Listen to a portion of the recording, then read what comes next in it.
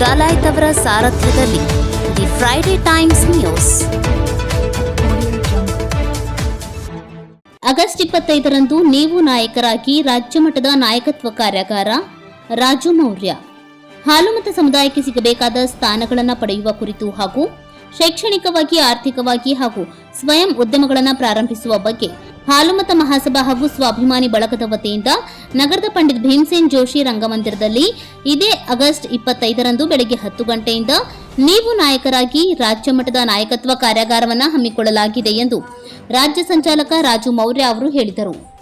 ನಗರದ ಪತ್ರಿಕಾ ಭವನದಲ್ಲಿ ಸೋಮವಾರ ಕರೆದ ಸುದ್ದಿಗೋಷ್ಠಿಯಲ್ಲಿ ಅವರು ಮಾತನಾಡಿ, ರಾಜ್ಯದ 31 ಜಿಲ್ಲೆಗಳಲ್ಲಿ ಹರಡಿಕೊಂಡಿರುವ 65 ಲಕ್ಷ ಜನಸಂಖ್ಯೆಯುಳ್ಳ ಮೂಲತಃ ಬುಡಕಟ್ಟು ಸಂಸ್ಕೃತಿಯನ್ನ ಹೊಂದಿರುವ ಕುರುಬ ಸಮುದಾಯ ಶೈಕ್ಷಣಿಕವಾಗಿ, ಆರ್ಥಿಕವಾಗಿ, ಔದ್ಯೋಗಿಕವಾಗಿ ಮತ್ತು ರಾಜಕೀಯವಾಗಿ ಹಿಂದುಳಿದಿದೆ.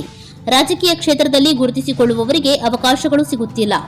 2023ರ ವಿಧಾನಸಭಾ ಚುನಾವಣೆಯಲ್ಲಿ ಸಮುದಾಯದಿಂದ ರಾಷ್ಟ್ರೀಯ ಪಕ್ಷಗಳಿಂದ ರಾಜ್ಯದ ಕಲಬುರಗಿ, ಯಾದಗಿರಿ, ವಿಜಯಪುರ, ಬಾಗಲಕೋಟೆ, ಗದಗ, ಧಾರವಾಡ, ಹಾವೇರಿ, ದಾವಣಗೆರೆ ಜಿಲ್ಲೆ ಸೇರಿದಂತೆ ದಕ್ಷಿಣ ಕರ್ನಾಟಕ ಭಾಗದಲ್ಲೂ ಟಿಕೆಟ್ ಆಕಾಂಕ್ಷಿಗಳಾಗಿ ಆಯಾ ಕ್ಷೇತ್ರದಲ್ಲಿ ಜನರೊಂದಿಗೆ ನಿರಂತರ ಸಂಪರ್ಕದಲ್ಲಿದ್ದರೂ ಸಹ ಕೊನೆಯ ಸಮಯದಲ್ಲಿ ಟಿಕೆಟ್ನಿಂದ ವಂಚಿತರಾದರು. 2024ರ ಲೋಕಸಭಾ ಚುನಾವಣೆಗಳಲ್ಲೂ ಸಹ ಬೆಳಗಾವಿ ಕುರುಬ ಸಮಾವೇಶದಲ್ಲಿ ಈ ಬಾರಿ ಬೆಳಗಾವಿಯ 2 ಕ್ಷೇತ್ರಗಳಲ್ಲಿ ಒಂದನ್ನ ಕುರುಬ ಸಮುದಾಯಕ್ಕೆ ನೀಡುವುದಾಗಿ ಬಹಿರಂಗವಾಗಿ ಹೇಳಿದ್ದರೂ ಸಹ ಟಿಕೆಟ್ ನೀಡಿಲ್ಲ. ಬಾಗಲಕೋಟೆ, ದಾವಣಗೆರೆ, ಮೈಸೂರು ಮತ್ತು ತುಮಕೂರು ಕ್ಷೇತ್ರಗಳಲ್ಲಿಯೂ ಸಹ ಅವಕಾಶ ವಂಚಿತರಾಗಿದ್ದಾರೆ. ಸ್ಥಳೀಯ ಸಂಸ್ಥೆಗಳ ಚುನಾವಣೆಗಳಲ್ಲೂ ಸಹ ಕುರುಬ ಸಮುದಾಯದವರಿಗೆ ನಿರೀಕ್ಷಿತ ಮಟ್ಟದಲ್ಲಿ ಟಿಕೆಟ್ಗಳು ನೀಡುತ್ತಿಲ್ಲ. ರಾಜ್ಯದ ಜನಸಂಖ್ಯೆಯಲ್ಲಿ ಏಕೈಕ ಅತಿದೊಡ್ಡ ಸಮುದಾಯವಾಗಿದ್ದರೂ ಅವಕಾಶಗಳಿಂದ ವಂಚಿತರಾಗುತ್ತಿರುವುದರ ಬಗ್ಗೆ ಮುಂಬರುವ ದಿನಗಳಲ್ಲಿ ಸ್ಥಳೀಯ ಚುನಾವಣೆಗಳು, ವಿಧಾನಸಭೆ ಚುನಾವಣೆಗಳಲ್ಲಿ ಸಮುದಾಯಕ್ಕೆ ಸಿಗಬೇಕಾದ ಸ್ಥಾನಗಳನ್ನು ಪಡೆಯುವುದರ ಬಗ್ಗೆ, ಶೈಕ್ಷಣಿಕವಾಗಿ, ಆರ್ಥಿಕವಾಗಿ ಹಾಗೂ ಸ್ವಯಂ ಉದ್ಯಮಗಳನ್ನು ಪ್ರಾರಂಭಿಸುವ ಬಗ್ಗೆ ಪ್ರಸ್ತಾಪ, ಚರ್ಚೆ, ಸಂವಾದಗಳ ನಂತರ ಸಂಕಲ್ಪದೊಂದಿಗೆ ರಾಜ್ಯಾದ್ಯಂತ ಜಾಗೃತಿ ಮತ್ತು ಸಂಘಟನೆಯ ಜವಾಬ್ದಾರಿಗಳ ಬಗ್ಗೆ ಅರಿವು ಮೂಡಿಸಿ ಸಂವಿಧಾನಬದ್ಧವಾಗಿ ನಮ್ಮ ಹಕ್ಕುಗಳನ್ನು ಪಡೆಯಲು ನೀವು ನಾಯಕರಾಗಿ ರಾಜ್ಯ ಮಟ್ಟದ ನಾಯಕತ್ವ ಕಾರ್ಯಾಗಾರವನ್ನು ಹಾಲುಮತ ಮಹಾಸಭಾ ರಾಜ್ಯಾಧ್ಯಕ್ಷರಾದ ರುದ್ರಣ್ಣ ಗುಳುಗುಳಿ ಹಾಗೂ ದಾವಣಗೆರೆ ಲೋಕಸಭಾ ಕ್ಷೇತ್ರದಲ್ಲಿ ಪಕ್ಷೇತರರಾಗಿ ಸ್ಪರ್ಧಿಸಿದ್ದ ಇನ್ಸೈಟ್ IAS ಅಕಾಡೆಮಿ ಸಂಸ್ಥಾಪಕರು, ರಾಜ್ಯ ನಾಯಕರು ಆದ GP ವಿನಯ್ ಕುಮಾರ್ ಅವರ ನೇತೃತ್ವದಲ್ಲಿ ಆಗಸ್ಟ್ 25ರಂದು ಭಾನುವಾರ ಬೆಳಗ್ಗೆ 10ರಿಂದ ಸಂಜೆ 5 ಗಂಟೆಯವರೆಗೆ ಗದಗ ನಗರದ ಭಾರತ ರತ್ನ ಪಂಡಿತ್ ಭೀಮಸೇನ್ ಜೋಶಿ ಅವರ ರಂಗಮಂದಿರದಲ್ಲಿ ರಾಜ್ಯ ಮಟ್ಟದ ನಾಯಕತ್ವ ಕಾರ್ಯಾಗಾರವನ್ನು ಆಯೋಜಿಸಲಾಗಿದೆ. ಈಗಾಗಲೇ ಕಾರ್ಯಾಗಾರದಲ್ಲಿ ಭಾಗವಹಿಸಲು ರಾಜ್ಯದ ಎಲ್ಲಾ ಜಿಲ್ಲೆಗಳಿಂದಲೂ 300ಕ್ಕೂ ಹೆಚ್ಚು ಜನರು ಹೆಸರುಗಳನ್ನು ನೋಂದಣಿ ಮಾಡಿಕೊಂಡಿದ್ದು ಸುಮಾರು 500 ಜನರು ಭಾಗವಹಿಸುವ ನಿರೀಕ್ಷೆ ಇದೆ ಎಂದು ಹೇಳಿದರು. ಈ ಕಾರ್ಯಾಗಾರದಲ್ಲಿ ಕುರುಬ ಸಮುದಾಯದ ಯುವಕರಿಗೆ ನಾಯಕತ್ವದ ಗುಣಗಳನ್ನು ಅಳವಡಿಸಿಕೊಂಡು ನಾಯಕರುಗಳಾಗಿ ರೂಪುಗೊಳಿಸುವಂತಹ ಪ್ರಯತ್ನ ಗದಗ ಜಿಲ್ಲೆಯಿಂದ ಪ್ರಾರಂಭವಾಗಿ ರಾಜ್ಯಾದ್ಯಂತ ಎಲ್ಲಾ ಜಿಲ್ಲೆಗಳಲ್ಲೂ ಕಾರ್ಯಾಗಾರವನ್ನು ಆಯೋಜಿಸಲಾಗುತ್ತಿದೆ ಎಂದು ರಾಜು ಮೌರ್ಯ ದಾವಣಗೆರೆಯವರು ಹೇಳಿದರು. ಈ ಸುದ್ದಿಗೋಷ್ಠಿಯಲ್ಲಿ ಹಾಲುಮತ ಮಹಾಸಭಾದ ಗೌರವಾಧ್ಯಕ್ಷ ನಾಗರಾಜ್ ಮೆಣಸ್ಕಿ, ಜಿಲ್ಲಾಧ್ಯಕ್ಷ ಬಸವರಾಜ್ ನೀಲ್ಗಾರ್, ಉಪಾಧ್ಯಕ್ಷ ಸೋಮನಗೌಡ ಪಾಟೀಲ್, ಮಹಿಳಾ ರಾಜ್ಯ ಸಂಘಟನಾ ಕಾರ್ಯದರ್ಶಿ ಉಮಾ ದ್ಯಾವನೂರ್, ಜಿಲ್ಲಾ ಕಾರ್ಯಾಧ್ಯಕ್ಷ ರಾಘು ಬಗ್ಗನವರ್, ಜಿಲ್ಲಾ ಪ್ರಧಾನ ಕಾರ್ಯದರ್ಶಿ ಮುತ್ತು ಜಡಿ, ಶಿರಹಟ್ಟಿ ತಾಲೂಕಾ ಅಧ್ಯಕ್ಷ ಪ್ರಸಾದ್ ಆಡೀನ್, ಮುಂಡ್ರಗಿ ತಾಲೂಕಾ ಅಧ್ಯಕ್ಷ ಸುರೇಶ್ ಹಲ್ವಾಗಲಿ, ಜಿಲ್ಲಾ ಸಂಚಾಲಕ ಕುಮಾರ್ ಮಾರನ್ ಬಸರಿ, ಸತೀಶ್ ಗಿಡ್ಡಹನುಮನ್ನವರ್ ಸೇರಿದಂತೆ ಮುಂತಾದವರು ಉಪಸ್ಥಿತರಿದ್ದರು. ಸ್ವಾಭಿಮಾನಿ ಬಳಗ ಎರಡರಿಂದ ನಮಗೆ ಸ್ವಾಗತವನ್ನು ಕೊಡ್ತಾ, ನಿಮಗೆಲ್ಲ ಗೊತ್ತಿರೋ ಹಾಗೆ ಕರ್ನಾಟಕದಲ್ಲಿ ಅತಿ ಹೆಚ್ಚು ಜನಸಂಖ್ಯೆ ಹೊಂದಿರುವಂತಹ ಯಾವುದಾದ್ರೂ ಏಕೈಕ ಸಮುದಾಯ ಇದ್ದರೆ, ಬೀದರ್ನಿಂದ ಚಾಮರಾಜನಗರದವರೆಗೂ ದೊಡ್ಡ ಸಮುದಾಯ ಯಾವುದಾದ್ರೂ ಇದ್ದರೆ ಅದು ಕುರುಬ ಸಮುದಾಯ. ಇಂತಹ ದೊಡ್ಡ ಸಮುದಾಯಕ್ಕೆ ಶೈಕ್ಷಣಿಕವಾಗಲಿ, ಆರ್ಥಿಕವಾಗಲಿ, ಔದ್ಯೋಗಿಕವಾಗಲಿ, ರಾಜಕೀಯವಾಗಿ ಯಾವುದೇ ನಮಗೆ ಅವಕಾಶಗಳು ಸಿಗ್ತಾ ಇಲ್ಲ, ಬಹಳ ಹಿಂದುಳಿದಿದೆ. ಇದು ಯಾಕೆ ಅಂತಂದರೆ ನಮ್ಮಲ್ಲಿ ಸಂಘಟನೆಯ ಕೊರತೆ ಅಂತ ಹೇಳ್ತೇವೆ. ನಮ್ಮ ಮುಖ್ಯಮಂತ್ರಿ ಆಗಿದ್ದಾರೆ, ಆದರೂ ಸಹ ನಮಗೆ ಸಿಗಬೇಕಾದಂಥ ಹಕ್ಕುಗಳು ಸಿಗ್ತಾ ಇಲ್ಲ, ಸವಲತ್ತುಗಳು ಸಿಗ್ತಾ ಇಲ್ಲ. ಮೂಲ ಬುಡಕಟ್ಟು ಸಂಸ್ಕೃತಿಯನ್ನು ಹೊಂದಿರುವಂತಹ ಇಡೀ ಭಾರತ ದೇಶದಲ್ಲಿ ಯಾವುದಾದ್ರೂ ಒಂದು ಜಾತಿ ಇದ್ದರೆ ಅದು ಹಾಲುಮತ ಕುರುಬರು ಅಂತ. ಆದರೂ ಸಹ ನಾವು ಮೀಸಲಾತಿಯಿಂದ ವಂಚಿತರಾಗಿದ್ದೇವೆ.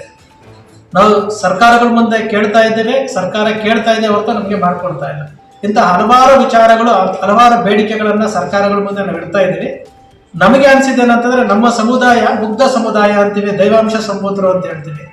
ಮುಗ್ಧ ಸಮುದಾಯ ಅನ್ಕೊಂಡು ಇದನ್ನು ವೋಟ್ ಬ್ಯಾಂಕ್ ಆಗಿ ಬಳಸ್ಕೊಳ್ತಾ ಇದ್ದಾರೆ ಹೊರತು ನಮ್ಮ ಸಮುದಾಯಕ್ಕೆ ಯಾವುದೇ ಒಂದು ಹಕ್ಕುಗಳನ್ನು ಕೊಡ್ತಾ ಇಲ್ಲ. ಇವತ್ತು ಯಾವುದೋ ರಾಜಕೀಯ ಕ್ಷೇತ್ರಗಳಲ್ಲಿ ಇವತ್ತು ನೋಡಿ, ಶಾಸಕರಾಗ್ತೀವಿ ಮುಂದೆ ಬರೋರಿಗೆ ಟಿಕೆಟ್ ಕೊಡುವಂಥದ್ದಿಲ್ಲ, ಲೋಕಸಭೆಯಲ್ಲೇ ಟಿಕೆಟ್ ಕೇಳ್ತಾ ಇರೋರಿಗೆ ಟಿಕೆಟ್ ಕೊಡ್ತಾ ಇಲ್ಲ. ಇದೆಲ್ಲ ಯಾಕೆ ಅಂತ ಅಂದಾಗ ನಮ್ಮಲ್ಲಿ ಸಂಘಟನೆಯ ಕೊರತೆ ಇದೆ. ಅದಕ್ಕೋಸ್ಕರ ನಾವೇನ್ ಮಾಡ್ತಾ ಇದ್ವಿ ಅಂತ ರಾಜ್ಯ ಮಟ್ಟದ ನಾಯಕತ್ವ ಕಾರ್ಯಾಗಾರ ಅಂತ ಮಾಡ್ತಾ ಇದ್ವಿ. ಗದಗ್ನಿಂದ ನಾವು ಪ್ರಾರಂಭ ಮಾಡ್ತಾ ಇದ್ವಿ. ಹಾಲುಮತ ಮಹಾಸಭಾದ ರುದ್ರಣ್ಣ ಗುರುಗಳು, ರಾಜ್ಯಾಧ್ಯಕ್ಷ ರುದ್ರಣ್ಣ ಗುರುಗಳಿಯವರು ಅವರ ನೇತೃತ್ವದಲ್ಲಿ ಮತ್ತು ವಿನಯ್ ಕುಮಾರ್, GB ವಿನಯ್ ಕುಮಾರ್ ಅಂತ ತಮಗೆ ಗೊತ್ತಿದೆ, ದಾವಣಗೆರೆ ಲೋಕಸಭೆಯಲ್ಲಿ ಪಕ್ಷೇತರ ಅಭ್ಯರ್ಥಿಯಾಗಿ ಸ್ಪರ್ಧೆ ಮಾಡಿದ್ರು. ಇನ್ಸೈಟ್ಸ್ IAS ಅಕಾಡೆಮಿ ನಡೆಸ್ತಾ ಇದ್ದಾರೆ ಸಂಸ್ಥಾಪಕರು, ಶಿಕ್ಷಣ ಪ್ರೇಮಿ ಆಗಿದ್ದಾರೆ. ಅವರ ನೇತೃತ್ವದಲ್ಲಿ, ಇವರಿಬ್ಬರ ನೇತೃತ್ವದಲ್ಲಿ ನಾಯಕತ್ವ ಕಾರ್ಯಾಗಾರವನ್ನು ಮಾಡ್ತಾ ಇದ್ವಿ. ರಾಜ್ಯಾದ್ಯಂತ ರಾಜ್ಯದ 31 ಜಿಲ್ಲೆಗಳಿಂದಲೂ ಯುವಕರು ಬರ್ತಾ ಇದ್ದಾರೆ.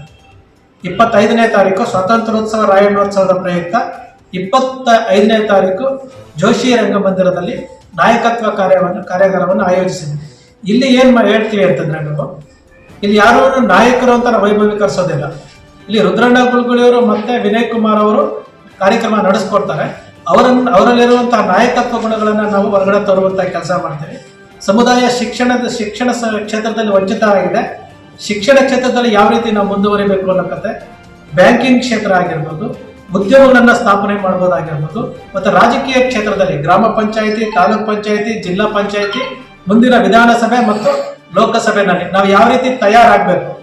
ನಮ್ಮ ಗುರಿ ಇರೋದೇನೆಂದ್ರೆ ಮುಂದಿನ 28ರ ವಿಧಾನಸಭಾ ಚುನಾವಣೆಯಲ್ಲಿ ನಮ್ಮ ಕುರುಬ ಸಮುದಾಯದಿಂದ ಕನಿಷ್ಠ 25ರಿಂದ 30 ಜನ ಶಾಸಕರಾಗಬೇಕು. ಅದಕ್ಕೋಸ್ಕರ ಅವ್ರಿಗೊಂದು ಟ್ರೈನ್ ಅಪ್ ಮಾಡುವಂತ ಕೆಲಸ ಮಾಡ್ತಾ ಇದ್ವಿ. ಅವ್ರು ಬರೀ ಕಾರ್ಯಾಗಾರ ಮಾಡಿ ಬಿಡೋದಿಲ್ಲ, ಆಯಾ ಜಿಲ್ಲೆಗಳಲ್ಲಿ ಅವ್ರಿಗೆ ಟ್ರೈನ್ ಅಪ್ ಮಾಡುವಂತ ಕೆಲಸಗಳೆಲ್ಲ ಮಾಡ್ತಾ ಇದ್ವಿ. ಇದನ್ನೆಲ್ಲ ಹಮ್ಮಿಕೊಂಡು ವಿಶೇಷವಾಗಿ ಗದಗ್ನಲ್ಲಿ ನಾವು ನಾಯಕತ್ವ ಕಾರ್ಯಾಗಾರ, ನೀವು ನಾಯಕರಾಗಿ ಎಂಬ ಟೈಟಲ್ನೊಂದಿಗೆ ನಾವು ಈ ಕಾರ್ಯಾಗಾರವನ್ನು ಮಾಡ್ತಾ ಇದ್ವಿ.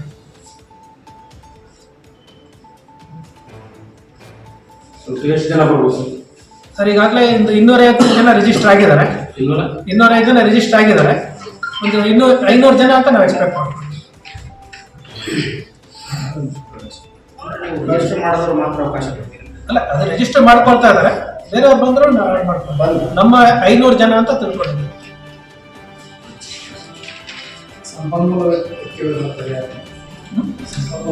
ಸಂಪನ್ಮೂಲ ವ್ಯಕ್ತಿಗಳು GB ವಿನಯ್ ಕುಮಾರ್ ಅವರು ಇರ್ತಾರೆ, ರುದ್ರಣ್ಣ ಗುರುಗುಳಿ ಅವರು ಇರ್ತಾರೆ, ಮತ್ತೆ ನಮ್ಮ ಯೋಗೇಶ್ವರ ಸ್ವಾಮೀಜಿಯವರು ಅವ್ರನ್ನ ಭೇಟಿ ಮಾಡ್ತಾ ಇದ್ವಿ, ಅವರು ಬರ್ತಾರೆ.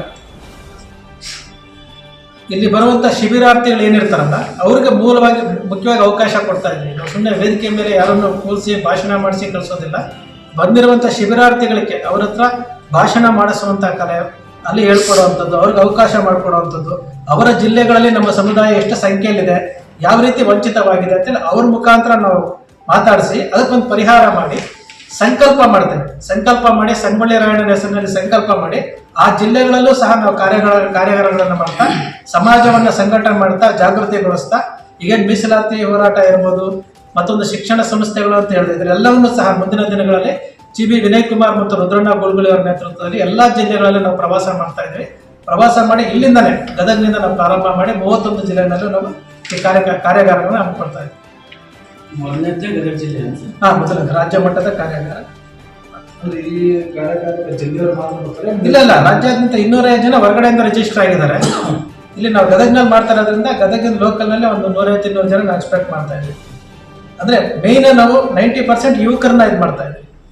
ನಾವು ಅಲ್ಲಿ ವಾಟ್ಸಪ್ನಲ್ಲಿ ಹಾಕ್ಬೇಕಾದ್ರೆ ಹೇಳ್ತೀವಿ, ನಾವು ಆಸಕ್ತಿ ಇರೋರು ಮಾತ್ರ ಬರಬೇಕು, ಸುಮ್ಮನೆ ಬಂದು ಹೋಗೋದಲ್ಲ. ಅಲ್ಲಿ ಸಂಕಲ್ಪ ಮಾಡಿಸ್ತೀವಿ. ಸಂಗೊಳ್ಳಿ ರಾಯಣ್ಣನ ಹೆಸರಿನಲ್ಲಿ ನಾವು ಕಂಕಣ ಕಟ್ಟಿಸಿ ಸಂಕಲ್ಪ ಮಾಡಿಸ್ತೀವಿ. ಆ ಸಂಕಲ್ಪದ ಇದು ಮಾಡ್ಕೊಂಡು ಅವ್ರು ಮುಂದುವರಿದ್ರು. ಸುಮ್ಮನೆ ಬಂದು ಕಾರ್ಯಾಗಾರ ಬಂದು ಹೋಗೋದಲ್ಲ, ಅವರು ಅಲ್ಲಿ ಕೆಲಸ ಮಾಡಬೇಕು. 2028ಕ್ಕೆ ನಮ್ಮ ಟಾರ್ಗೆಟ್ 25 ಜನ MLAಗಳಾಗಬೇಕು. ತಾಲೂಕ್ ಪಂಚಾಯತ್, ಜಿಲ್ಲಾ ಪಂಚಾಯತ್ ಚುನಾವಣೆ ಬರ್ತಾ ಇದೆ, ನಗರಸಭೆ ಬರ್ತಾ ಇದೆ, ಪುರಸಭೆ ಬರ್ತಾ ಇದೆ. ಅಲ್ಲಿ ಆಸಕ್ತಿ ಇರೋರಿಗೆ ಅವ್ರಿಗೂ ಟ್ರೈನ್ ಅಪ್ ಮಾಡುವಂಥದ್ದು. ಬರೀ ಸಮುದಾಯ ಒಂದೇ ಅಂತಲ್ಲ, ಬೇರೆ ಬೇರೆ ಅಹಿಂದ ವರ್ಗಗಳನ್ನು ಕ್ರೋಢೀಕರಿಸಿ ಇವತ್ತೇನು ನಾವು ದಾವಣಗೆರೆಯಲ್ಲಿ ಅಕ್ಟೋಬರ್ 13ನೇ ತಾರೀಕು ಅಹಿಂದ ಸಮಾವೇಶ ಮಾಡ್ತಾ ಇದ್ದೀವಿ. ಬೇರೆ ಒಂದು ತಂಡ ಮಾಡ್ತಾ ಇದೆ, ಅಹಿಂದ ಸಂಘಟನೆ ಮಾಡ್ತಾ ಇದೆ. ಅದ್ರ ಜೊತೆಗೂ ನಾವು ಕೈ ಜೋಡಿಸ್ತಾ ಇದ್ದೀವಿ. GB ವಿನಯ್ ಕುಮಾರ್ ಅವರ ನೇತೃತ್ವದಲ್ಲಿ, ರುದ್ರಣ್ಣ ಗುರುಗಳ ನೇತೃತ್ವದಲ್ಲಿ ಇದಿಷ್ಟು ನಡೀತಾ ಇದೆ. ಸೇಮ್ ನಿಮ್ಮ ಸಮುದಾಯದವರು ಇದ್ದಾರೆ, ಮುಖ್ಯಮಂತ್ರಿಗಳು ನಿಮ್ಮ ಸಮುದಾಯದವರು ಇದ್ದಾರೆ. ಇವರು ಅವರು 2ನೇ ಬಾರಿ ಮುಖ್ಯಮಂತ್ರಿ ಆಗ್ತಿಲ್ಲ. ವಿಶೇಷವಾಗಿ ಬೇರೆ ಬೇರೆ ಸಮುದಾಯಕ್ಕೆ ಸಾಕಷ್ಟು ಹುದ್ದೆಗಳು ತಗೊಂಡಿದ್ದಾರೆ. ಕುರುಬ ಸಮುದಾಯಕ್ಕೆ ಅವರು ಇದುವರೆಗೂ ಯಾವುದೇ ಒಂದು ಕೊಡುಗೆ ನೀಡಿಲ್ಲ. ಈ ಬಗ್ಗೆ ನೀವು ಅವರ ಸರ್, ಅದಕ್ಕೋಸ್ಕರ ಹೇಳ್ತಾ ಇದೀವಲ್ಲ, ಅವಕಾಶ ನಾವು ಕೇಳಿದ್ರೆ ತಾನೇ ಅವ್ರು ಕೊಡ್ತಾರೆ. ನಾವು ಅದಕ್ಕೋಸ್ಕರ ಈಗ ಸ್ಟಾರ್ಟ್ ಮಾಡ್ತಾ ಇದ್ದೇವೆ. ನಾವು ಯಾಕೆ ರಾಜ್ಯ ಮಟ್ಟದ ಕಾರ್ಯಾಗಾರ ಮಾಡ್ತಾ ಇದೀವಿ ಅಂತಂದ್ರೆ, ರಾಜ್ಯ ಮಟ್ಟದಿಂದ ಬಂದಂತ 31 ಜಿಲ್ಲೆಯವರು ಇಲ್ಲಿ ನಾವು ಕೂಗಾಗ್ತೀವಿ, ಸಂಕಲ್ಪ ಮಾಡ್ತೀವಿ, ನಿರ್ಣಯ ಮಾಡ್ತೀವಿ. ಚರ್ಚೆ, ಸಂವಾದ, ನಿರ್ಣಯ, ಸಂಕಲ್ಪ ಇದಿಷ್ಟು ಮಾಡಿ ಈ ಒಂದು ಮನವಿ ಇವಾಗ ಕುರುಬರ ಅಭಿವೃದ್ಧಿ ನಿಗಮ ಮಾಡಬೇಕು ಅಂತ ಕೇಳಿದ್ದೀವಿ. ಸಂಗೊಳ್ಳಿ ರಾಯಣ್ಣನ ಭಾವಚಿತ್ರ ಸರ್ಕಾರಿ ಇಲಾಖೆಗಳಲ್ಲಿ ಆದೇಶ ಮಾಡಬೇಕು. ಬಸವರಾಜ ಬೊಮ್ಮಾಯಿ ಅವರು ಜಿಲ್ಲಾ ಮಟ್ಟದಲ್ಲಿ ಮಾಡಿದ್ದಾರೆ, ತಾಲೂಕು ಮಟ್ಟದಲ್ಲಿ ಮಾಡಬೇಕು, ಗ್ರಾಮ ಪಂಚಾಯತಿ ಮಟ್ಟದಲ್ಲಿ ಮಾಡಬೇಕು ಅಂತ ನಾವು ಮನವಿ ಕೊಟ್ಟಿದ್ದೀವಿ. ಕುರುಬರ ಅಭಿವೃದ್ಧಿ ನಿಗಮ ಮಾಡಬೇಕು ಅಂತ ಹೇಳಿದ್ದೀವಿ. ಅಷ್ಟು ಜನ ಕಾರ್ಯಕರ್ತರು ಏನು ಕಾರ್ಯಾಗಾರಕ್ಕೆ ಬರ್ತಾರಲ್ಲ ಅಷ್ಟು ಜನರ ಹತ್ರ ನಾವು ಸಿಗ್ನೇಚರ್ ತಗೊಂಡು ಒಂದು ಮೆಮೊರಾಂಡಮ್ ಮಾಡಿ ಮುಖ್ಯಮಂತ್ರಿಗಳಿಗೆ ತಪ್ಪಿಸುವಂತ ಕೆಲಸ ನಾವು ಮಾಡ್ತೇವೆ. ರಾಜಕೀಯ ನಾಯಕರು ಯಾರಾದ್ರೂ ಬರ್ತಾರೆ? ಇಲ್ಲ, ರಾಜಕೀಯ ನಾಯಕರೆಲ್ಲ ಎಲ್ಲ ಹೊಸ ಫ್ರೆಶ್. ಮೇನ್ ಏನಂದ್ರೆ ರುದ್ರಣ್ಣ, ನಮ್ಮ ಹಾಲುಮತ ಮಹಾಸಭಾದ ರುದ್ರಣ್ಣ ಗುರುಗಳಿಯವರು, ವಿನಯ್ ಕುಮಾರ್ ಅವರು, ಇವರಿಬ್ಬರು ಈ ಕಾರ್ಯಾಗಾರವನ್ನು ನೆರವೇರಿಸ್ಕೊಡ್ತಾರೆ. ಇಲ್ಲಿ ಯಾವುದು ಹಾರ ತುರಾಯಿ ಹಾಕೋದು, ಜೈಕಾರ ಹಾಕೋದು ಯಾವುದೂ ಇರೋದಿಲ್ಲ. ಪ್ರತಿಯೊಂದು ದಾಖಲೆ ಆಗುತ್ತೆ, ಪ್ರತಿಯೊಂದು ವಿಡಿಯೋಗ್ರಫಿ ಆಗುತ್ತೆ, ಅವರಲ್ಲಿ ಟ್ಯಾಲೆಂಟ್ ಹೊರಗಡೆ ತರ್ತೀವಿ. 500 ಜನದಲ್ಲಿ ನಮಗೆ ಕೊನೆ ಪಕ್ಷ ಒಂದು 25 ಜನ ಸಿಕ್ಕಿದ್ರೆ ನಾವಲ್ಲಿ ಕೆಲಸ ಆದಾಗ. ವಿಶೇಷವಾಗಿ ವಿನಯ್ ಕುಮಾರ್ ಅವ್ರ ಬಗ್ಗೆ ನಿಮಗೆ ಗೊತ್ತಿದೆ. ಇವತ್ತು IAS ಅಧಿಕಾರಿಗಳನ್ನ ಕೋಚಿಂಗ್ ಮಾಡುವಂಥವ್ರು, ಅವರು ನೇತೃತ್ವದಲ್ಲಿ ಅವರು ಮೋಟಿವೇಶನ್ ಮಾತಾಡ್ತಾರೆ, ಫೀಲ್ಡಲ್ಲಿ ಇಳಿತಾ ಇದ್ದಾರೆ. ಅವರು ಪ್ರತಿ ಜಿಲ್ಲೆನೆಲ್ಲ ಇನ್ಸೆಟ್ IAS ಕೋಚಿಂಗ್ ಕ್ಲಾಸ್ಗಳು ಮಾಡ್ತಾ ಇದ್ದಾರೆ. ಕಳೆದ ವಾರ ಧಾರವಾಡದಲ್ಲಿ ಮಾಡಿದ್ದಾರೆ. ಸೆಪ್ಟೆಂಬರ್ ಫಸ್ಟ್ ವೀಕಲ್ಲಿ ದಾವಣಗೆರೆ ದೊಡ್ಡ ಮಟ್ಟದಲ್ಲಿ IAS, KS, ನವೋದಯ ಎಲ್ಲ ಇದನ್ನು ಫ್ರೀ ಮಾಡ್ತಾ ಇದ್ದಾರೆ, ಬಡವ ಮಕ್ಕಳಿಗೆ ಫ್ರೀ ಮಾಡ್ತಾ ಇದ್ದಾರೆ. ಈ ಗದಗ್ನಲ್ಲೂ ಮಾಡಬೇಕು ಅಂತ ಅವರು ಆಸಕ್ತಿ ತೋರಿದ್ದಾರೆ. ಮೊನ್ನೆ ಕೊಪ್ಪಳದಲ್ಲೇ ಮಾತಾಡಿ ಬಂದಿದ್ದಾರೆ. ಎಲ್ಲ ಜಿಲ್ಲೆನಲ್ಲೂ ಶಿಕ್ಷಣ ಸಂಸ್ಥೆಗಳಾಗಬೇಕು ಅನ್ನೋ ಒಂದು ಉದ್ದೇಶ ನನಗೆ. ಮತ್ತು ಬ್ಯಾಂಕ್ಗಳು, ನಮ್ಮ ಹಾಲುಮತ ಹೆಸರಿನಲ್ಲಿ ಈಗ ದಾವಣಗೆರೆಯಲ್ಲಿ ನಾವೊಂದು 6 ವರ್ಷದಿಂದ ಒಂದು ಬ್ಯಾಂಕ್ ಮಾಡಿದ್ವಿ, ಸಕ್ಸಸ್ಫುಲ್ಲಾಗಿ ನಡೀತಾ ಇದೆ. ಗದಗ್ನಲ್ಲೂ ಹಾಲುಮತ ಬ್ಯಾಂಕ್ ಮಾಡಬೇಕು ಅಂತೇಳಿ ಅದು ಒಂದು ನಿರ್ಣಯ ಆಗುತ್ತೆ. ಒಟ್ಟಲ್ಲಿ ಶೈಕ್ಷಣಿಕವಾಗಿ, ಆರ್ಥಿಕವಾಗಿ ಉದ್ಯಮಗಳನ್ನು ಪ್ರಾರಂಭ ಮಾಡ್ತೀವಿ ಅಂತಂದರೆ ಆ ಉದ್ಯಮಗಳಿಗೆ ನಾವೇನು ಪ್ರೋತ್ಸಾಹ ಕೊಡಬೇಕು, ಸರ್ಕಾರದ ವತಿಯಿಂದ ಏನೇನು ಸಿಗುತ್ತೆ ಅನುದಾನ, ಮತ್ತು ಅವರಿಗೆ ಮಾನಸಿಕವಾಗಿ ಅವ್ರಿಗೆ ಧೈರ್ಯ ತುಂಬುವಂಥದ್ದು, ಆತ್ಮಸ್ಥೈರ್ಯ ತುಂಬುವಂಥ ಕೆಲಸ, ಈ 4 ಸಬ್ಜೆಕ್ಟ್ ಇಟ್ಕೊಂಡು ನಾವು ಕಾರ್ಯಾಗಾರ ಮಾಡ್ತೇವೆ. ರಾಜಕೀಯ, ಔದ್ಯೋಗಿಕ, ಶೈಕ್ಷಣಿಕ ಮತ್ತು ಆರ್ಥಿಕ, ಈ 4ರಲ್ಲಿ ನಮ್ಗೆ ಅವೇರ್ನೆಸ್ ಮೂಡಿಸುವಂಥ ಕೆಲಸ ಮಾಡ್ತೀವಿ. ಸರ್, 2024 ಲೋಕಸಭಾ ಚುನಾವಣೆಯಲ್ಲಿ ಬೆಳಗಾವಿ ಭಾಗದಲ್ಲಿ 2 ಕ್ಷೇತ್ರದ ಪೈಕಿ 1 ಕ್ಷೇತ್ರದಲ್ಲಿ ಕುರುಬರಿಗೆ ಕೊಡಬೇಕು ಅಂತ ಯಾವ ಪಕ್ಷದಲ್ಲಿ ಕೇಳಿದ್ರು? ಅವತ್ತು ಶೆಪರ್ಡ್ ಇಂಡಿಯಾ ಇಂಟರ್ನ್ಯಾಷನಲ್ದು ಒಂದು ಕಾರ್ಯಕ್ರಮ ಆಗುತ್ತೆ ಬೆಳಗಾವಿನಲ್ಲಿ. ಅಲ್ಲಿ ಸತೀಶ್ ಜಾರಕಿಹೊಳಿ ಅವರು ವೇದಿಕೆ ಮೇಲೆ ಹೇಳ್ತಾರೆ, ನಾವು ಕೇಳೇ ಇರಲಿಲ್ಲ, ಅವರೇ ಹೇಳ್ತಾರೆ ಈ ಬಾರಿ ಬೆಳಗಾವಿಯಲ್ಲಿ 2 ಕ್ಷೇತ್ರದಲ್ಲಿ 1 ನಾವು ಕುರುಬರು ಕೊಡ್ತೇವೆ ಅಂತ ಹೇಳ್ತಾರೆ. ಕೊನೆಗೆ ನಾವು ಮನವಿ ಕೊಟ್ಟರು ಸಾಕು, ಕೊಡೋದಿಲ್ಲ. ಬಾಗಲಕೋಟೆನಲ್ಲಿ ರಕ್ಷಿತಾ IT ಅವರು ಕೊಡ್ತಾರೆ, ಅವ್ರಿಗೂ ಕೊಡೋದಿಲ್ಲ. ದಾವಣಗೆರೆಯಲ್ಲಿ ವಿನಯ್ ಕುಮಾರ್ ಅವರು ಸಾಕಷ್ಟು ಓಡಾಡಿರ್ತಾರೆ, ಅವ್ರಿಗೂ ಟಿಕೆಟ್ ಕೊಡೋದಿಲ್ಲ. ಅದೇ ಇಷ್ಟು ದೊಡ್ಡ ಸಮುದಾಯ ನಿಮಗೆಲ್ಲ ಗೊತ್ತಿದೆ. ಇಡೀ ಬೀದರ್ನಿಂದ ಚಾಮರಾಜನಗರದವರೆಗೂ ಒಂದೇ ಸಮುದಾಯ, ನಮ್ಮಲ್ಲಿ ಪಂಗಡಗಳಿಲ್ಲ. ಸುಮಾರು 10% ಇರುವಂತಹ ಈ ಸಮುದಾಯಕ್ಕೆ ರಾಜಕೀಯ ಪ್ರಾತಿನಿಧ್ಯತೆ ಇಲ್ಲ. ಆಫ್ಟರ್ ಸಿದ್ದರಾಮಯ್ಯ ಯಾರು ಅನ್ನೋದಿಲ್ಲ ನಮಗೆ. ಯಾಕಂದ್ರೆ ನಮಗೆ ನಾವು ಪ್ರಶ್ನೆ ಮಾಡ್ಕೊಳ್ತಾ ಇದ್ದೀವಿ. ಇವತ್ತು ಸಿದ್ದರಾಮಯ್ಯನವ್ರು ಮುಖ್ಯಮಂತ್ರಿ ಕೊನೆ ಅವಧಿ ಅಂತ ಹೇಳ್ತಾ ಇದ್ದಾರೆ. ಅವ್ರು ಹೇಳಿದ್ಮೇಲೆ ನೆಕ್ಸ್ಟ್ ಯಾರು? ಅದಕ್ಕೋಸ್ಕರ ಯುವಕರನ್ನ ಹುಟ್ಟಿ ಹಾಕ್ಬೇಕು ನಾವು. ವಿನಯ್ ಕುಮಾರ್ ಅಂತವ್ರನ್ನ ಮತ್ತು ಆಸಕ್ತಿ ಇರುವಂಥವ್ರನ್ನ ನಾವು ಮಾರ್ಗದರ್ಶನ ಮಾಡಿ ಅವರನ್ನು ಹುಟ್ಟಾಕುವಂಥ ಕೆಲಸ ಮಾಡ್ತಾ ಇದ್ದೀವಿ. ಮೇನ್ ಅಜೆಂಡಾ ಇದೆ. ನಾಯಕತ್ವ ಅಂತಂದ್ರೆ ಕಾರ್ಯಾಗಾರ ಅಂದರೆ ನೀವು ನಾಯಕರಾಗ್ತೀರಾ, ತಾಲೂಕ್ ಪಂಚಾಯತಿ ಸ್ಪರ್ಧೆ ಮಾಡ್ತೀರಾ, ಜಿಲ್ಲಾ ಪಂಚಾಯತ್ ಸ್ಪರ್ಧೆ ಮಾಡ್ತೀರಾ, ಗ್ರಾಮ ಪಂಚಾಯತಿ ಮಾಡ್ತೀರಾ, ವಿಧಾನಸಭೆ ಮಾಡ್ತೀರಾ. ಬಹಳಷ್ಟು ಜನ ನೋಡಿ, ಯಾದಗಿರಿಯಿಂದ ಟಿಕೆಟ್ ಮಿಸ್ ಆಯ್ತು ನಮಗೆ, ಮುದ್ದೇವಾಡ ಟಿಕೆಟ್ ಮಿಸ್ ಆಯ್ತು, ಗದಗ್ನ ಟಿಕೆಟ್ ಮಿಸ್ ಆಯ್ತು ನಮಗೆ, ನವಲ್ಗುಂದ ಮಿಸ್ ಆಯ್ತು. ವಿನೋದ್ ಅಸಟಿಗೆ ಲಾಸ್ಟ್ ಟೈಮ್ ಕೊಟ್ಟಿದ್ರು, ಆಮೇಲೆ ಕೋನ್ ರೆಡ್ಡಿ ಅವರು ಕೊಟ್ಟರು. ಬಸವರಾಜ್ ಮಲ್ಕಾರಿ ಅವ್ರು ಕೇಳಿದ್ರು, ಅವ್ರಿಗೂ ಟಿಕೆಟ್ ಕೊಡಲಿಲ್ಲ. ಈಗ ರಾಣೆಬೆನ್ನೂರಲ್ಲಿ ಅಲ್ಲಿ ಕೊಡಲಿಲ್ಲ, ಕೊಟ್ಟಿದ್ದಾರೆ. ನಾನು MLA ಬಗ್ಗೆ ಹೇಳ್ತೇನೆ. ಈಗ MP ಕೊಟ್ಟಿದ್ದಾರೆ. ಪ್ರಿಪ್ರೇಷನ್ ಇಂದ ಕೊಟ್ಟಾಗ ಏನಾಗುತ್ತೆ ಹೇಳಿ? ಎಲ್ಲೋ ಕ್ಷೇತ್ರ ಕೊಡ್ರಿ ಅಂತ ಕೇಳಿದಾಗ ಕೊಟ್ಟಿಲ್ಲ. ಈಗ ದಾವಣಗೆರೆ ವಿನಯ್ ಕುಮಾರ್ ಕೊಟ್ಟಿದ್ರೆ 100% 2 ಲಕ್ಷ ಓಟಿಂದ ಗೆಲ್ತಿದ್ರು. ವಿದ್ಯಾವಂತ, ಪ್ರಜ್ಞಾವಂತ, ಚೆನ್ನಾಗಿ ಸಂಘಟನೆ ಮಾಡಿದ್ರು. Friday Times news Gadag.